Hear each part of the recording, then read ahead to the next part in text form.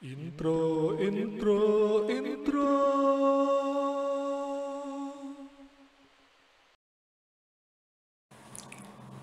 Assalamualaikum warahmatullahi wabarakatuh. Salam sejahtera bagi kita semua. Apa kabar nih teman-teman? Semoga kita selalu dalam lindungan Tuhan yang Maha Kuasa. Pada kesempatan kali ini saya akan membahas suatu aplikasi yang masih berkaitan dengan dunia investasi, dan kali ini berhubungan dengan dunia P2P, atau lebih tepatnya peer-to-peer lending. Jadi investasi yang akan kita bahas adalah investasi pinjam meminjam melalui aplikasi Investri. Oke, sebelumnya seperti biasa saya mengingatkan bahwa berinvestasi baik itu di dunia forex, dunia kripto, dunia saham, atau bahkan yang kali ini kita bahas peer-to-peer lending, itu sangat beresiko. Jadi pastikan teman-teman telah mempelajari dulu tuh apa-apa resiko yang mungkin terjadi, dan selalu pastikan gunakan uang yang dingin yang memang tidak akan teman-teman perlukan dalam waktu dekat gitu ya. Oke, kita langsung masuk aja ke aplikasinya, Investri. Jadi, aplikasi Investri ini sudah ada di Android maupun di device iOS. Teman-teman bisa bisa langsung unduh ya. Jadi ini nggak baru amat aplikasinya, mungkin sudah agak lama, dan saya yakin sudah banyak senior-senior di dunia investasi yang posting di YouTube itu membahas soal Investri. Ya anggap aja kali ini saya hanya melengkapinya sedikit saja gitu loh. Jadi ini adalah halaman depan dari Investri. Seperti teman-teman bisa lihat itu di pojok atas ada nama saya. Kemudian di bawahnya ada cash in hand. Kalau teman-teman lihat mungkin jumlahnya nggak bulat ya. Jadi Investri ini eh, minimal investasinya itu 1 juta dan kelipatannya. Jadi 1 juta, 2 juta, 3 juta dan seterusnya gitu ya. Terus yang 51.611 itu apa?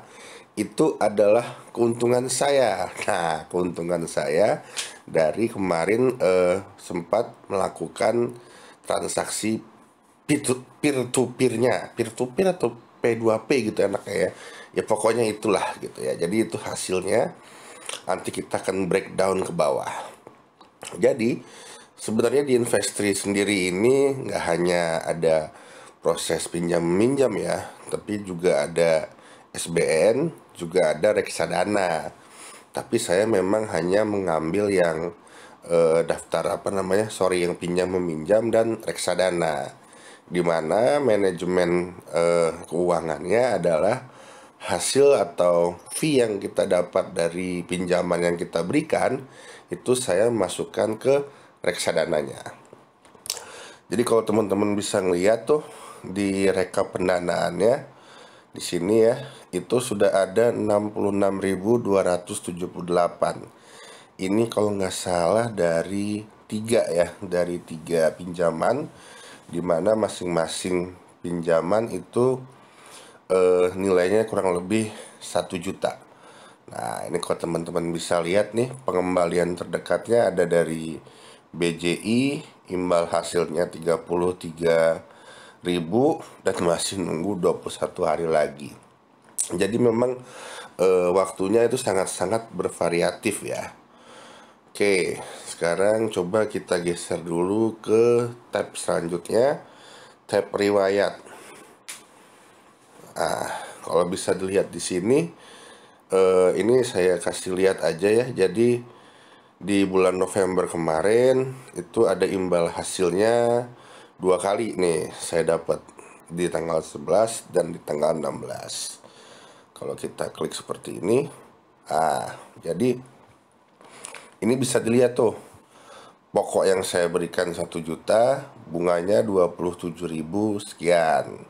Dan detailnya ya, kalau terlambat pembayaran, ada biaya layanan, ada ya ini detailnya lah dari apa semacam apa. Oh ya ini bener, riwayat mutasi daripada transaksi yang kita lakukan. Demikian juga yang paling bawah, sama ya, bunganya berbeda-beda sesuai dengan bunga yang diberikan. Nanti bisa kita lihat di halaman berikutnya. Oke, kalau kita lihat di berikutnya ini ada tab portofolio. Mungkin di sini pendanaan aja yang berlangsung tuh masih sekitar 4 juta. Imbal hasilnya 66.000, pinjamannya ada 7. Terus ini mungkin industri ya. Sebenarnya random sih ya. Saya nggak punya favorit atau spesifikasi khusus gitu. Kemudian di SBN saya memang nggak aktif ya. Kemudian di reksadana ini ada 1. Ini yang saya bilang tadi itu. Jadi imbal hasil dari pinjaman yang saya berikan itu saya masukkan ke reksadana karena nanggung ya kalau cuma ngambil 14.000 terus mau diapain gitu dari rekening. Ya jadiin aja reksadana, siapa tahu bisa menghasilkan di masa yang akan datang. Oke, kita lanjut ke tab berikutnya, itu adalah tab bantuan. Oke, ini ada FAQ, pertanyaan umum. Oke, jadi sudah membantu banget nih buat teman-teman juga. Mungkin bisa dicek-cek di sini sekiranya belum ada yang bisa atau kurang teman-teman pahamin gitu ya. Kemudian ini di tab akun saya, biasalah ya, standar profil lah gitu ya, sudah terverifikasi. Oke, nggak banyak yang bisa dilihat, jadi kita kembali lagi ke beranda untuk melihat fungsi utama gitu ya daripada si Investri ini. Oh ya, mungkin ini sedikit tips nih buat teman-teman, karena kalau kita mau deposit, coba kita klik ini ya. Kalau kita mau tambah dana nih di sini ke Investri, itu kalau nggak salah itu ke rekening Bank Permata. Nah, oh sorry, Niaga ya, Niaga dan Danamon. Nanti mungkin ini agak diedit ya, rekening dan ininya, tapi di sini saya ingin ngasih tahu bahwa yang namanya transfernya atau depositnya itu ke Bank Niaga kan lumayan tuh ya. Kalau kita transfer dari bank lain mungkin dengan aturan sekarang itu cuma 2.500. Artinya kalau imbal hasil kita 15.000, itu 15.000 itu bisa dipotong 2.500, jadi tinggal 12.500. Belum nanti kalau kita mau tarik. Jadi untuk meminimalisir cost-nya, saya sih biasanya pakai flip. Nah, ini udah saya coba dan ya berhasil lah gitu ya. Mungkin bisa dipakai juga, dicoba juga pakai Dana atau pakai OVO atau pakai apa tuh namanya, media-media seperti itu ya. Saya nggak tahu namanya apa tuh. Ya flip, OVO, Dana, mungkin link aja gitu ya. Jadi bisa menghemat biaya transfer teman-teman yang secara seperti saya itu fee-nya sedikit gitu ya. Udah fee cuma 15.000 harus dipotong lagi 2.500, kan sayang banget. Kecuali kalau fee-nya dapat 150 juta gitu ya. Jadi nggak kerasa amat. Oke, kita back. sorry. Sorry. Kita back lagi. Kita langsung coba praktek. Tapi belum tentu praktek juga. Oke, kalau teman-teman lihat di sini saya punya cash in hand-nya 2.051.611. Jadi saya akan mencari perusahaan yang mengajukan daftar pinjaman melalui Investri ya. Jadi bisa klik di sini di daftar pinjaman. Nah, ini kita bisa lihat tersedia ya di halaman tersedia ini ada macam-macam.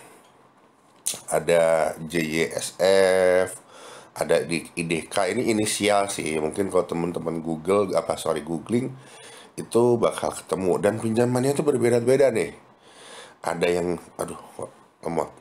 Ada pinjaman yang 1 miliar, terus jangka waktunya 154 hari gitu ya.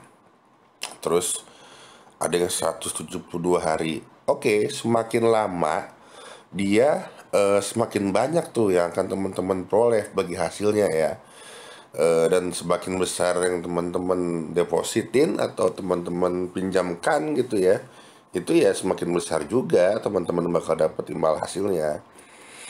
Oke, nah mungkin ini ada sedikit tips dan trik. Ini juga saya dapat dari salah satu kawan saya yang lebih dahulu bermain investri. Tapi ini sekali lagi disclaimer on, masing-masing kita punya teknik yang berbeda-beda gitu ya. Jadi kalau saya mengikuti saran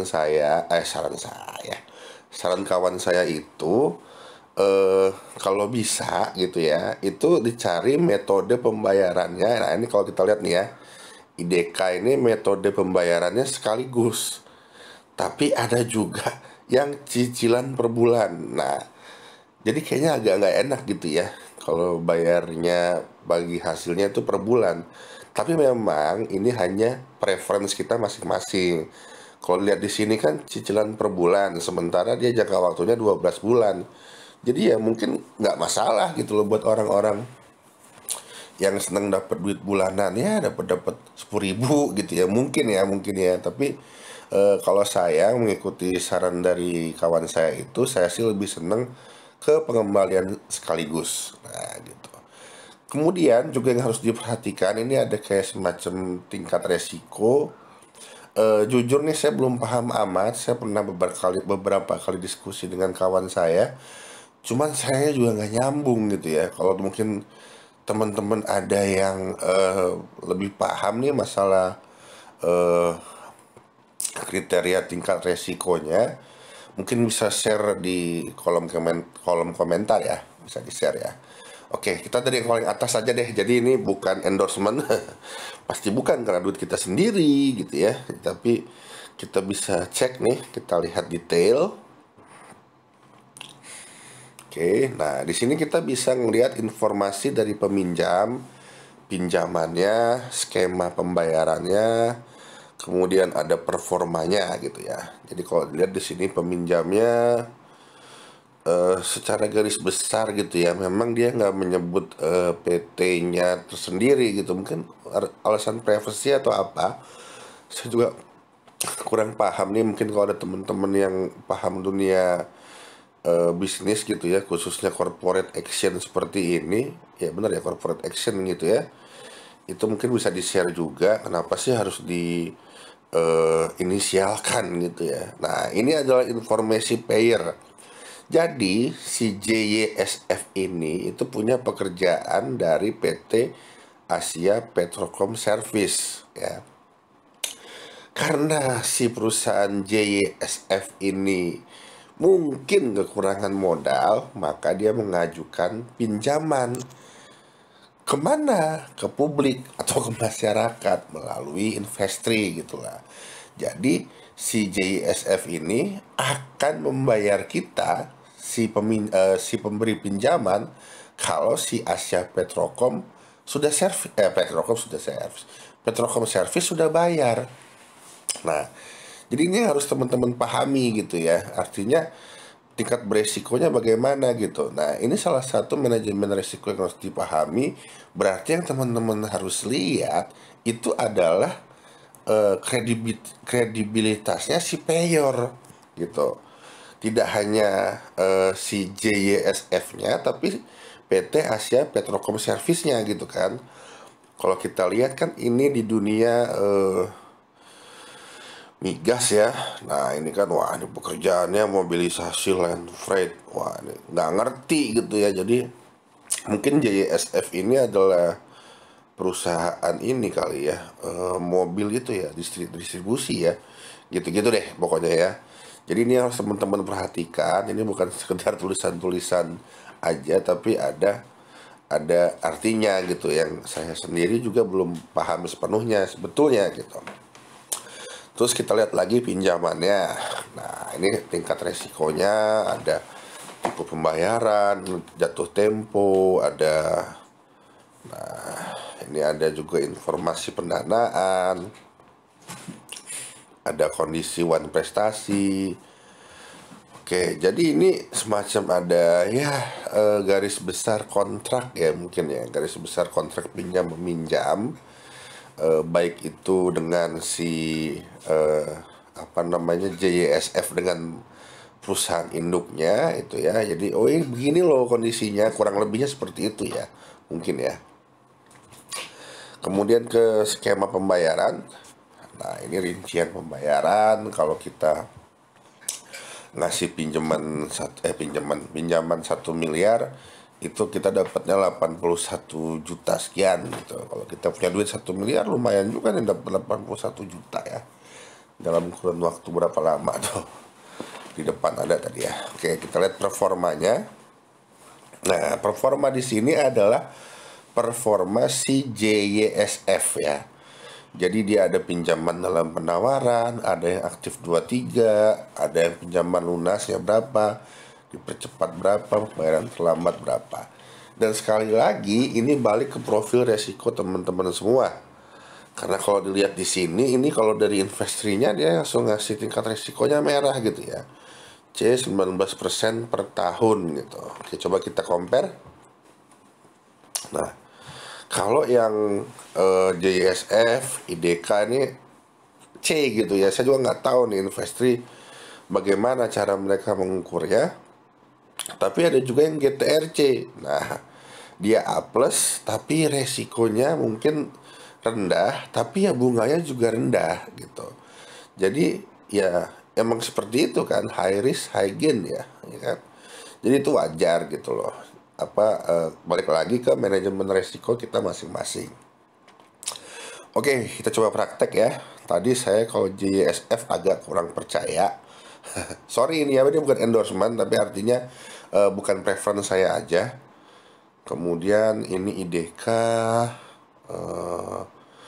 Oke, nah salah satu yang mungkin jadi pertimbangan saya untuk meminjamkan itu adalah kalau si payornya itu BUMN ya, BUMN atau misalnya pemerintah, baik itu daerah, pusat, kementerian, lembaga, gitu-gitu deh gitu ya. Artinya nama-nama yang saya kenal gitu ya. Memang saya nggak banyak tahu, jadi itu salah satu cara saya untuk mensortir gitu ya, manajemennya seperti itu. Nah ini kalau PT Surveyor ini menarik nih, sebenarnya menarik. Kita lihat, oke, kita ke bawah dulu. Ada GTRC, kita lihat juga. Oke, ini malah sama sekali nggak ada undisclosed e-commerce. Oke, tapi dia level. Oh ini yang cicilan. Kalau cicilan per bulan pasti saya skip. Saya memang nggak terlalu. Saya ngikutin saran dari kawan saya itu sih. Gitu ya. Oke, CTAT. Oke, ini sepertinya juga perminyakan nih, perminyakan. Nah, payernya ini Pratama Widya. TBK ya, swasta mungkin ini. Kita coba lagi Ayum.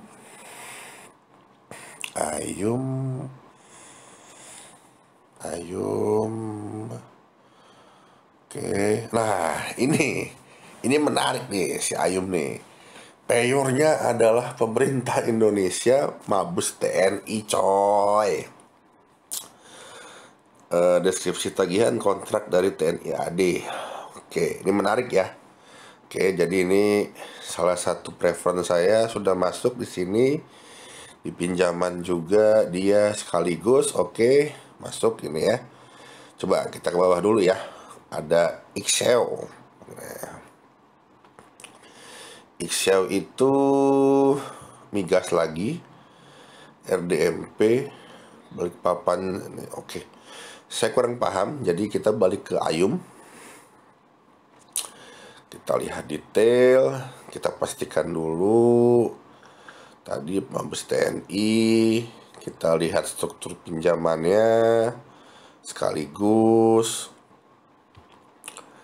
Ini kondisi-kondisinya. Kemudian skemanya tadi ya, kalau kita ya 2 miliar dapat 100 juta bos. Performanya 71. Oke, ini juga menjadi pertimbangan nih. Di sisi lain, tadi payornya bagus pemerintah, pinjamannya juga dibayar sekaligus ya. Nah, kemudian tapi di performanya ini, aduh, belum ada ini saya. Nah ini kadang-kadang membuat kita ragu gitu ya. Artinya ya, apakah ini perusahaan cukup bagus atau kurang bagus atau apa? Itulah seni investasi gitu. Jadi benar-benar manajemen resikonya harus diperhatiin. Nah, untuk kali ini saya akan masuk karena tadi ada paling tidak eh, dua dari kriteria saya sudah oke. Yang pertama payornya adalah pemerintah gitu ya, dalam hal ini TNI. Kemudian skema pembayarannya juga pembayaran langsung kembaliannya, dan walaupun performanya agak kurang jelas gitu ya maksudnya ya, itu 2/3, 2/3 dari kriteria saya masuk, jadi saya akan danai. Tinggal klik danai sekarang. Nah, kalau dilihat cash in hands-nya ada sekian, saya akan nggak usah banyak-banyak, kita pakai prinsip menyicil dollar cost averaging, jadi 1 juta saja. Siapa tahu nanti di akhir tahun ada yang investasi yang bagus juga gitu ya. Tinggal kita klik selanjutnya. Kemudian ada keterangan, nah ini dia. Sekarang sudah ada biaya administrasi bos. Jadi agak sedih ya, karena di simulasinya saja sudah begini, kena apa biaya administrasi pula gitu ya. Sekian persen nih kalau nggak salah. Nah, oke lah, tapi itulah resikonya gitu ya. Mungkin ini biaya untuk membayar supaya investasi tetap ada gitu ya. Oke, kita tutup dulu. Kemudian kita klik ini. Oke, ini adalah disclaimer on. Nah, bahasanya gitu aja deh. Oke, dan kalau kita mau danai kita harus setuju gitu loh. Mungkin buat yang awal-awal pengen baca ya baca deh, nggak ada salahnya kok. Klik danai. Nah, kemudian ini ada surat kuasa. Waduh, ini nanti tolong diedit deh, ini diedit ya. Surat kuasa ini bla bla bla bla sampai ke bawah ya. Ini saya scroll agak cepet. Nanti saya setuju aja deh gitu ya. Boom. Nah, ini pin saya. Nanti juga diedit. Oke, selesai. Nah, udah gitu doang. Jadi langsung sudah mendanai si Ayum sebesar 1 juta tadi. Sekarang kita back kembali ke daftar pinjaman. Boom. Oke, nah sekalian ya sambil jalan, ini saya refresh coba. Cash in hand saya tentu sudah berkurang di sini karena sudah menginvestasikan, tapi saya masih punya sisa 51 ribuan gitu ya. Nah, 51 ribu itu saya akan taruh di reksadana seperti ini. Nah, karena saya sudah masuk di reksadananya Trimega ya, saya beli lagi di sini. Oke, kalau kita lihat, sorry tadi berapa ya? Uangnya ada 51.611. 51.000. Oh, begini aja. Hehehe. Yang praktis aja, bro. Sorry. 51611. 51611. 51611. Jadi memang produknya cuma 2 ya. Mungkin ini memang disiapin sama Investri. Ya, biar orang naruh reksadana deh di sini gitu kan. Jadi ya gitu aja gitu. nggak terlalu menarik gitu ya. Tapi ya sudahlah, daripada dijajanin kan, mendingan terus ini gitu ya. Oke, lanjutkan proses. Seperti biasa, disclaimer on. Ini saya klik, terus klik lanjutkan. Yakin? Yakin. Masukin pin lagi. Nanti edit lagi ya Pak Editor, tolong ya, banyak ini ternyata. Maaf Pak Editor. Oke, jadi ini mungkin beberapa saat ke depan ya, beberapa hari biasa diproses, apalagi ini weekend, jadi mungkin agak lambat masuknya, tapi oke lah. Oke, mungkin itu yang bisa di-sharing kali ini soal Investri. Cukup lama videonya, tapi mudah-mudahan bisa memberikan manfaat bagi yang menonton atau bagi yang ingin mempelajari tentang peer-to-peer lending gitu ya. Semoga bermanfaat deh buat kita semua. Saya akhiri. Wabillahi taufiq wal hidayah. Wassalamualaikum warahmatullahi wabarakatuh.